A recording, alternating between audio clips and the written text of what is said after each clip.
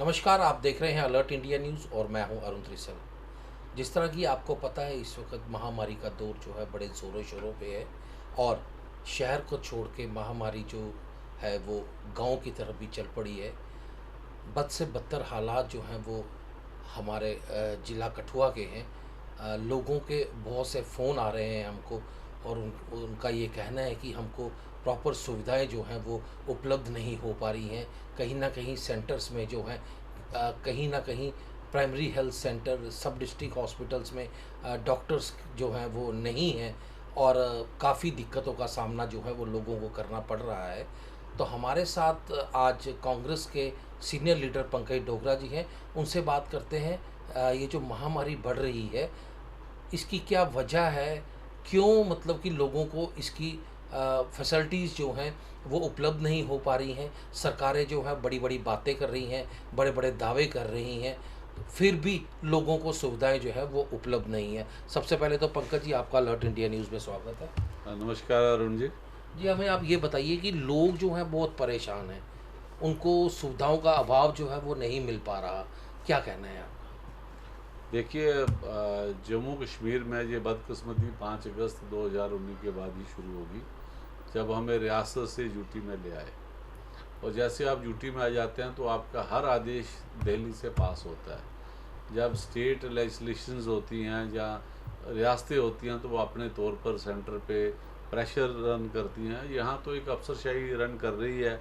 यहाँ के जो लेफ्टिनेंट गवर्नर हैं उनको हर बात के लिए दिल्ली से बात करनी पड़ती है। वो दिल्ली पे निर्भर हैं। रियासतें जो होती हैं वो अपने दमखम पे सेंटर को खींचती भी हैं। चाहे आप वेस्ट बंगाल में देखिए या और किसी रियासतों में, आप पंजाब को देखिए या कहीं भी देखिए, जहाँ उनको कमी होती है वो अपनी बात उजागर करते हैं। जैसे मैं वैक्सीनेशन की बात कहूँ तो उन रियासतों में गवर्नमेंट ऑफ इंडिया को जब पूरी नहीं वैक्सीन कर पाई तो वहाँ पे अब ग्लोबल टेंडर हो रहे हैं। लेकिन ये यूटी प्रशासन है, हमारे यहाँ वैक्सीनेशन ख़त्म है, लोग टीका लगवाने के लिए तैयार बैठे हैं, लेकिन सरकार के पास कोई ऐसी सुविधा नहीं है। बहुत दिनों से सेंटर्स बंद पड़े हुए हैं। पहले इन्होंने कहा कि हमें 30 दिन के बाद लगवानी है, और उसके बाद इन्होंने उसको एक हफ़्ता बढ़ाया, अब 90 दिनों पे ले गए हैं। कभी कहते हैं एक टीका ही काफ़ी है। 18 से 45 वर्ष तक की जो अपने नौजवान पीढ़ी है वो सारा दिन नेट रजिस्ट्रेशन के चक्कर। रजिस्ट्रेशन के सर्फ में कि कब उनको स्लॉट मिलेगा उसको वो चेक करते रहते हैं। तो एक पैनिक बहुत फैला हुआ है। पंकज जी, जिस तरह से हम देख रहे हैं कि अ, सरकारें जो है वो बड़े बड़े दावे कर रही हैं, दिल्ली से रोज़ भाषण दिए जा रहे हैं, टीवी पे भाषण हो रहे हैं। आप मुझे ये बताइए कि डिस्ट्रिक्ट हॉस्पिटल में ये जो मौतें हो रही हैं इनके जिम्मेदार कौन? देखिए, डिस्ट्रिक्ट हॉस्पिटल में जो मौतें जो यहाँ पे हुई हैं, ये तो एक तो बदकिस्मती है, अनफॉर्चुनेट है हम सब लोगों का कि यहाँ पे मेडिकल कॉलेज बना। ये मेडिकल कॉलेज में यहाँ पर हम लोगों ने सोचा था कि अब सुविधा यहाँ पे होगी, यहाँ पे हमें अच्छा हेल्थ इंफ्रास्ट्रक्चर मिलेगा। लेकिन यहाँ का मैं देखता हूँ जीएमसी की प्रिंसिपल और जीएमसी के या डिस्ट्रिक्ट हॉस्पिटल के जो मेडिकल स्टूडेंट हैं, उनको कई बार लोगों ने मिले भी और उनको कई तरह से उनको ये एक तरह से मैं कहूँगा कि अपनी आवाज़ भी बुलंद करके उनको कहा, लेकिन वो तमाम सुविधाएं वहाँ पर नहीं दे पाए। पहले तो ऑक्सीजन की कमी रही, और उसके बाद सबसे बड़ी बात है कि वहाँ ट्रांसपेरेंसी नाम की कोई चीज़ नहीं है। हमने इनको शुरू से कहा था कि वहाँ पे हेल्प डेस्क और हेल्पलाइन आप लगा दें, ताकि जो मरीज़ बाहर से आता है उसको पता हो कि मुझे कहाँ जाना है, कहाँ नहीं जाना है।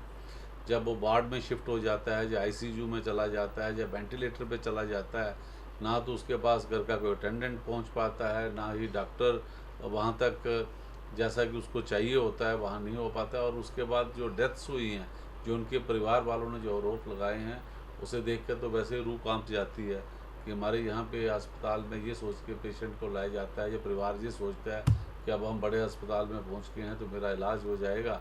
और हम तो ये चाहेंगे कि हॉस्पिटल को ट्रांसपेरेंसी बढ़ानी पड़ेगी। डॉक्टर्स भी अपनी जान जोखिम पे देकर जो आईसीयू में या वेंटिलेटर्स को चला रहे हैं या काम कर रहे हैं, हम कह रहे हैं कि वो भी बहुत एक बैरियर्स हैं। लेकिन ट्रांसपेरेंट तरीके से आप वहाँ पे लगाइए, सीसीटीवी लगाइए, जो उसका अटेंडेंट है वो बाहर देखे कि मेरे पेशेंट को जो रेमडेसिविर का इंजेक्शन लगना है वो लगा कि नहीं लगा, उसकी जो ऑक्सीजन का फ्लो है कहीं वो रुका तो नहीं। कहीं मेरे मरीज़ को कोई तड़प तो नहीं रहा है, कम से कम वो बाहर देखेगा तो वो अपने डॉक्टर को या मेडिकल स्टूडेंट को या किसी को कहेगा। अब बार बार वो उसको भी तो अलाउड नहीं है कोविड वार्ड में जाना। तो जब हम ट्रांसपेरेंट नहीं रहते हैं, परिवार पैनिक रहता है और जो पेशेंट के पास तीमारदार नहीं रहता है, तो उसके से उसका भी नुकसान हो रहा है। और मैं कहूँगा कि ये बहुत बदकिस्मती है कि हमें ये सब दिन देखने को मिल रहे हैं। पंकज जी, अभी हाल ही में 2-4 दिन पहले वार्ड नंबर 2 का एक केस आया था, जिन परिवार वालों ने आरोप लगाया कि हमारे फादर साहब की डेथ होगी तड़पते-तड़पते, और हम डॉक्टर्स को बुला रहे हैं पर डॉक्टर यहाँ पे कोई भी नहीं आ रहा। देखिए, जितनी सुविधा अब सरकार दे रही है, अगर ऑक्सीजन प्लांट यहाँ पे लगा, तो अगर आप छोटी सी बात करें कि सीसीटीवी कैमरे आप लगा दीजिए जो आपके वेंटिलेटर्स वाले वार्ड हैं या आईसीयू वाले वार्ड हैं, ताकि ऐसी चीज़ें जो हैं वो सच क्या है, डॉक्टर तो यही चाहते हैं कि जो कोई पेशेंट हॉस्पिटल में आए वो बचे। हम नहीं कहते कि डॉक्टर्स का कोई और उसमें इरादा रहता है, लेकिन जो उसके अटेंडेंट हैं, जो परिवार है, जो पेशेंट है, अगर वो भी कहीं से उसको वॉच कर रहा है, वो भी चाहता है कि मेरा पेशेंट ठीक हो।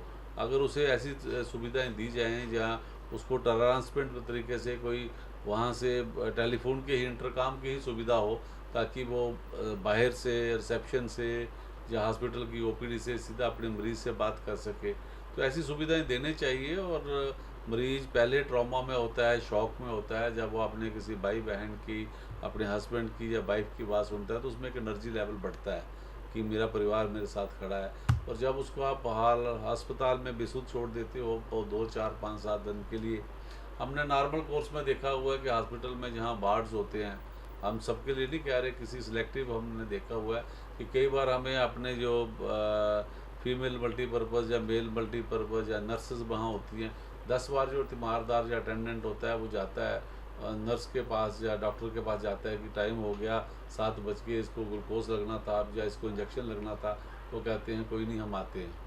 तो वो एक हमारे यहाँ एक चलन सा बना हुआ है कि उसके बाद डॉक्टर आता है, फिर इंजेक्शन लगाता है।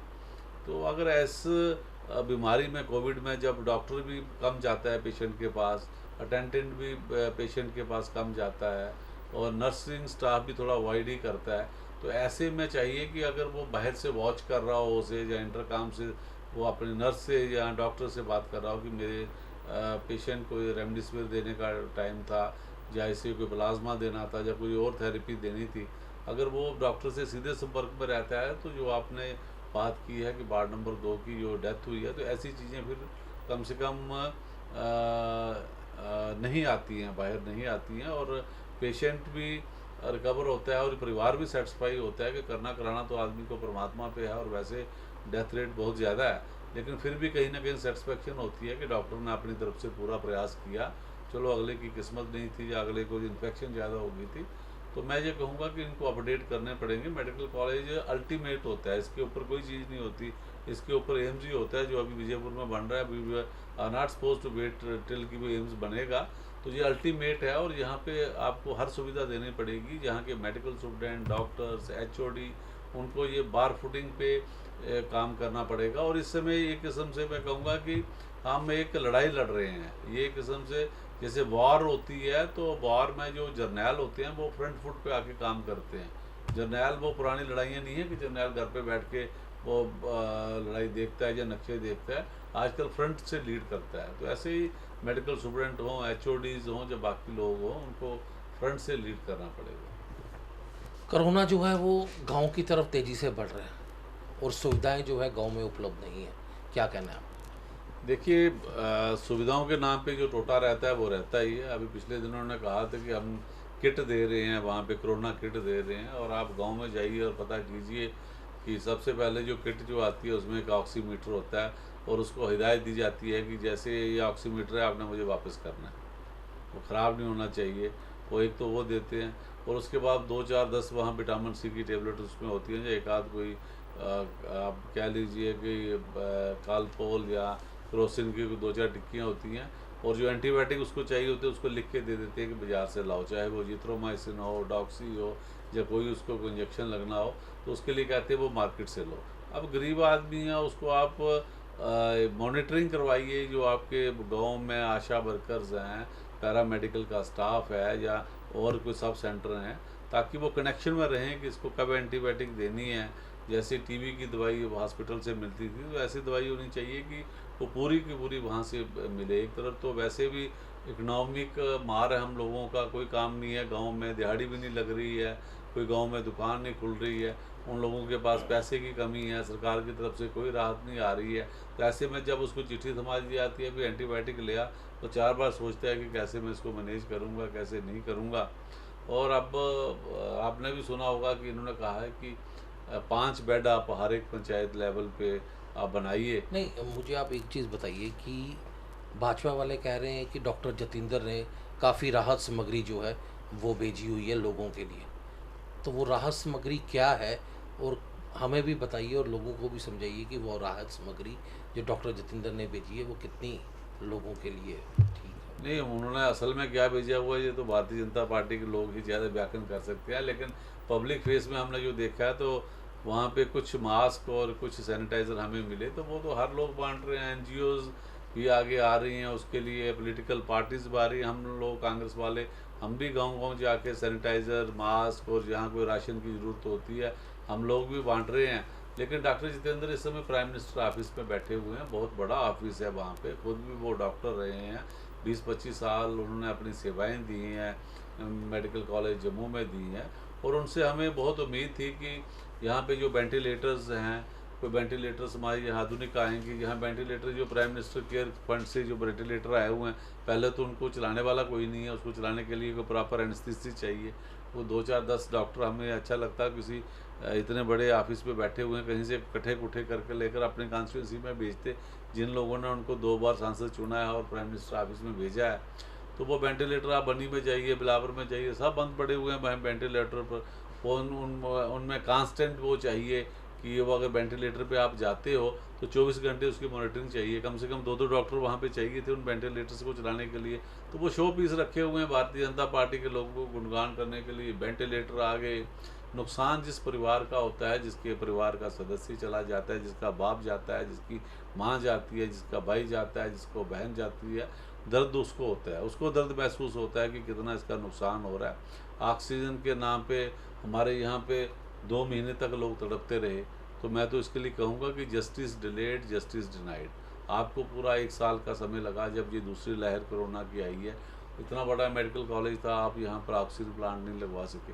और जब लगा कि एक जो लोकल प्लांट यहाँ लगा हुआ था, जब वो भी पूर्ति नहीं कर सका, तो आनन फानन में आपने दौड़ धूप की। तो मैं कहूँगा कि डॉक्टर जितेंद्र सिंह एक डॉक्टर भी हैं, प्राइम मिनिस्टर ऑफिस में वो मंत्री भी हैं, जहाँ से 2 बार चुने गए हैं, जितनी उनसे उम्मीद है उसका वो 10% भी नहीं कर रहे हैं। हाँ, ये है कि आजकल वो वर्चुअल में आते हैं, तो मुझे लगता है कि वो वर्चुअल के बजाय एक्चुअल अगर वो आते, एक बार यहाँ पर मेडिकल कॉलेज में टूर करते, जैसे हमने सुना है कि कल एलजी साहब यहाँ पे आ रहे हैं, जब उनको पता चला कि मेडिकल कॉलेज कठुआ में लोग शोर मचा रहे हैं, जहाँ बहुत सी डेथ्स हो रही हैं, तो कवर अप करने के लिए कल एलजी का टूर है। तो ऐसे ही मैं कहूँगा कि डॉक्टर जितेंद्र को अपने यहाँ पे उधमपुर में, कठुआ में, डोडा में, जहाँ भी उनकी कॉन्स्टिट्यूंसी है वहाँ आते तो एक सीरियसनेस आती है। खुद डॉक्टर है, खुद देखते। मेरे यहाँ पे बहुत से लोग, आपको भी याद होगा कि यहाँ पे नर्सिंग में जो स्टाफ था उनको निकाल दिया गया था, जो ट्रेंड स्टाफ था। तो इस समय आपदा पड़ी हुई है, तो क्यों नहीं बुलाते उन लोगों को? ये वेंटिलेटर चलाने हैं, आईसीयू में बिठाना है, या सर्विसेज देनी है, या पेशेंट की कोई वेलनेस देखनी है, पेशेंट को केयर चाहिए, तो वो सब ट्रेंड लोग हैं। हमारे यहाँ बहुत से लोगों ने पैरामेडिकल, कोई फार्मासिस्ट हैं, मेल मल्टीपर्पज़ हैं, फीमेल मल्टीपर्पज़ हैं, जीएनएम की हुई है, एएनएम की हुई है, लगाइए 3-3 महीने के लिए लोगों को सेवा करने के लिए।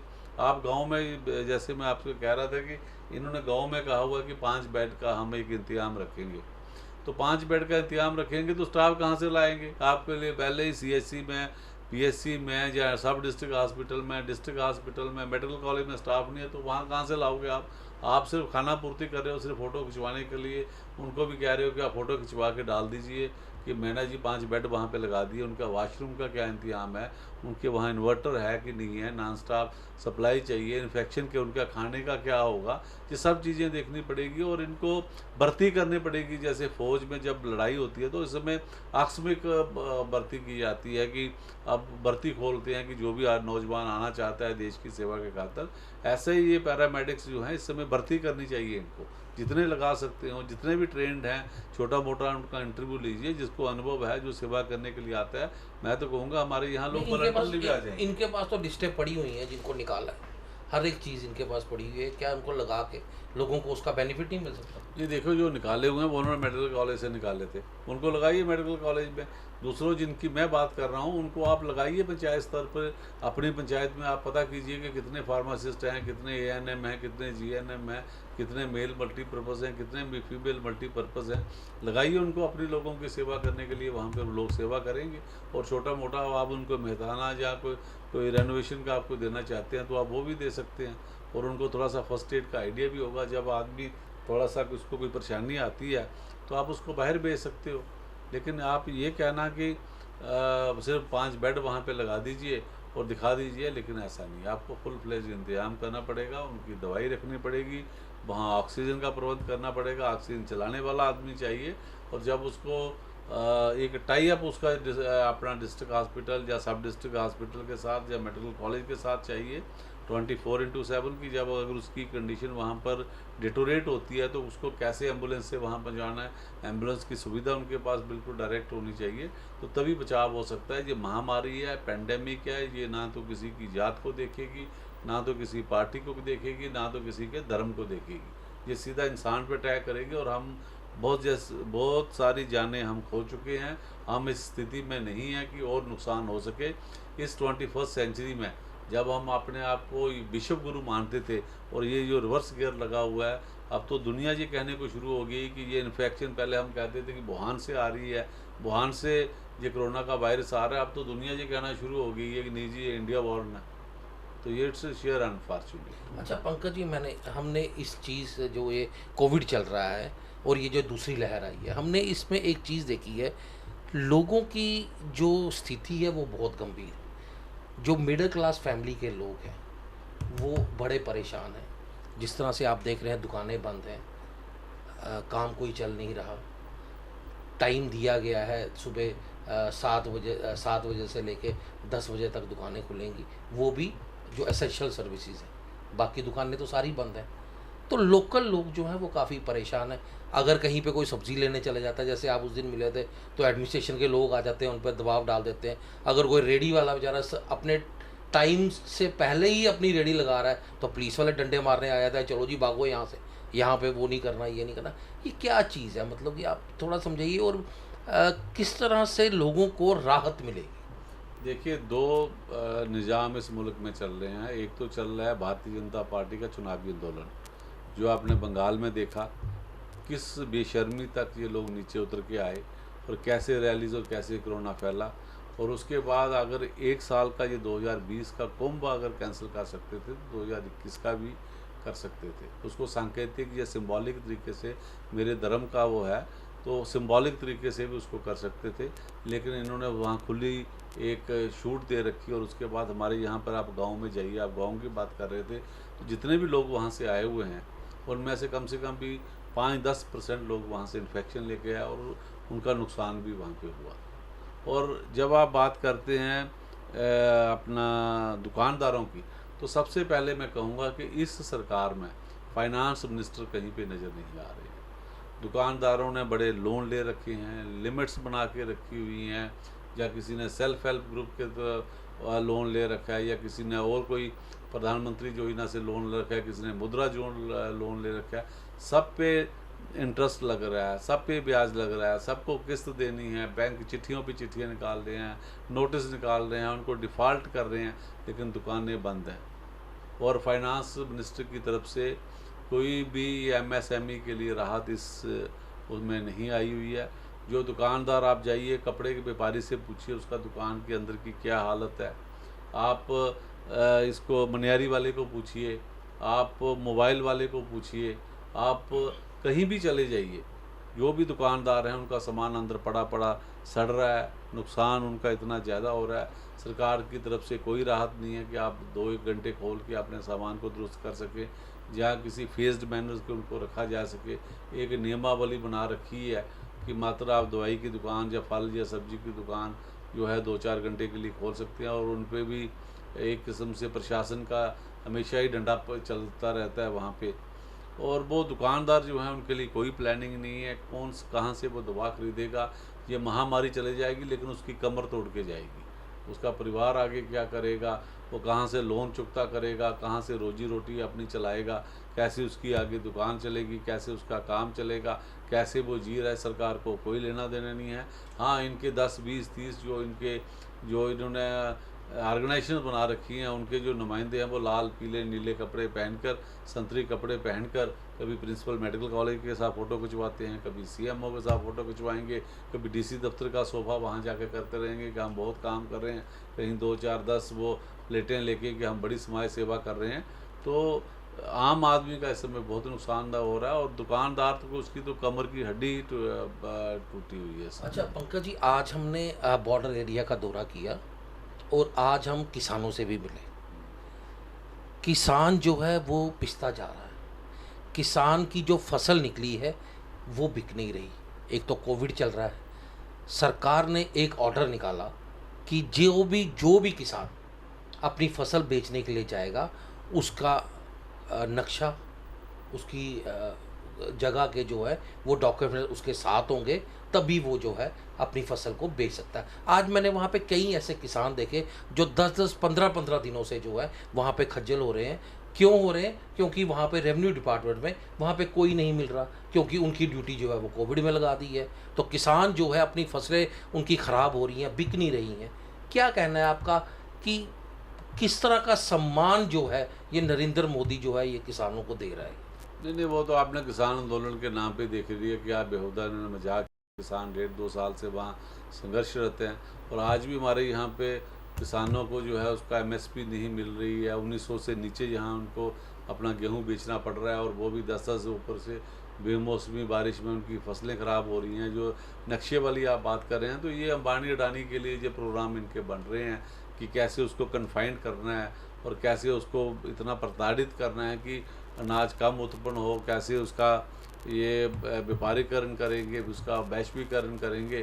तो किसान की ये कमर पहले से ही तोड़ चुके हैं, अब उसका ये साहस भी तोड़ने जा रहे हैं। जो साहस नहीं तोड़ सके थे किसान आंदोलन में, अब ऐसी वाली चीज़ें जो करके छोटे किसान को मारना चाहते हैं। हमारे यहाँ छोटी किसानी है, किसान पहले अपने घर के लिए 4 बोरियां रखता है, गेहूँ रखता है या चावल रखता है या और कोई ज्वार रखता है, और उसके बाद वो जो अपने परिवार को पालने के लिए 10-20 क्विंटल जो उसके बाद छोटी मोटी होती है उसको जाके मंडी में जब व्यापारी बेचता है। लेकिन ये नियमावली जो यहाँ पे इन्होंने लागू की है, ये यूटी की बदकिस्मती है, और सबसे बड़ी बदकिस्मती है हमारे भारतीय जनता पार्टी के लोगों की। भारतीय जनता पार्टी की जो लीडरशिप यहाँ पे है, ये बिल्कुल अफसरशाही के साथ मिली हुई है। अपनी रोटियां सेंकते हैं, अपने कामों तक, अपने धंधों तक, अपनी ये सिर्फ उनके साथ इनकी भाईबंदी है। और हमारा गरीब मजदूर किसान या कोई इंडस्ट्री में जो लेबरर है वो पिस रहा है, उसको किसी की चिंता नहीं है। और किसान के साथ ये जो धक्का कर रहे हैं, ये एक बहुत बुरी, एक मैं कहूँगा हम सब के लिए चिंता का विषय है। मात्र 2000 रुपये डाल देना कि उसके बाद साल के बाद, और ये सोचना कि मैंने बहुत बड़ी कोई कृपा कर दी किसान पे, जब बहुत बड़ा भला कर दिया, तो ये बदकिस्मती है। ये हम सब के लिए एक बड़ा एक दुखद जो आपने बात कही है, हम भी उनके इस दुख में शरीक हैं। और हम सरकार से कहेंगे कि गुड सेंस उनको प्रिवेल करे।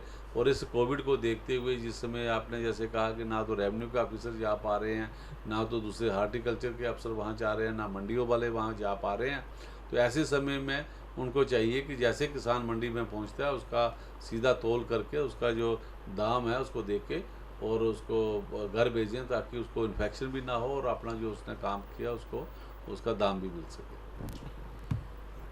कश्मीर को लेके भाजपा में ज़्यादा चिंता है। अभी एक हाल ही में ऑर्डर आया है मेडिकल का कि जम्मू के बच्चे लाइन में लग के फॉर्म भरेंगे, वो ऑनलाइन फॉर्म नहीं भरेंगे, और जम्मू के बच्चे खाली जम्मू में ही वो फॉर्म भर सकते हैं। कश्मीर के बच्चे पूरे जम्मू कश्मीर में जो है फॉर्म भर सकते हैं। किस तरह से खुश किया जा रहा है कश्मीरियों को कश्मीर के अंदर, और वोट लिए गए जम्मू के लोगों से और लोग उन लोगों को खुश किया जा रहा है। देखिए, इनकी तो कश्मीर सेंट्रिक पॉलिसी रही है। आप पिछले दिनों देखिए, चाहे डायरेक्टर टूरिज़्म के यहाँ जो टूरिज़्म के लिए जो इन्होंने दिया था, पैकेज दिया था, जिनका जो नुकसान हुआ था, आप देखेंगे कि कश्मीर में करोड़ों रुपए दिए हैं और जम्मू में तो लाखों के हिस्से भी नहीं आए। वो एक तो उसकी भी इन्होंने कमर तोड़ी, हालांकि टूरिज़्म में हमारे यहाँ पर ज़्यादा स्कोप है। लेकिन भारतीय जनता पार्टी का खाने का चेहरा और दिखाने के दो अलग अलग इनके रूप हमेशा से रहते हैं। जैसा कि आपने कहा, ये ऑर्डर जो निकला हुआ है ये हमेशा से ही प्रैक्टिकल करते आए हैं। अब आप कोई भी लिस्ट देखिए, चाहे वो हमारे यहाँ फायर ब्रिगेड वालों की लिस्ट निकली थी, तो जम्मू के कितने नौजवान थे, हमारे यहाँ पे सीआरपी वाला या बीएसएफ वाला, देखो कितना लंबा संघर्ष उन्होंने किया। अब ये बात आप कर रहे हैं कि मेडिकल का जो फार्म निकला हुआ था, तो इन्होंने पहले कश्मीर के लिए देखते हैं कि कश्मीर वाला जम्मू भी अप्लाई कर सकता है और अपने वहाँ भी कर सकता है और घर बैठ के कर सकता है।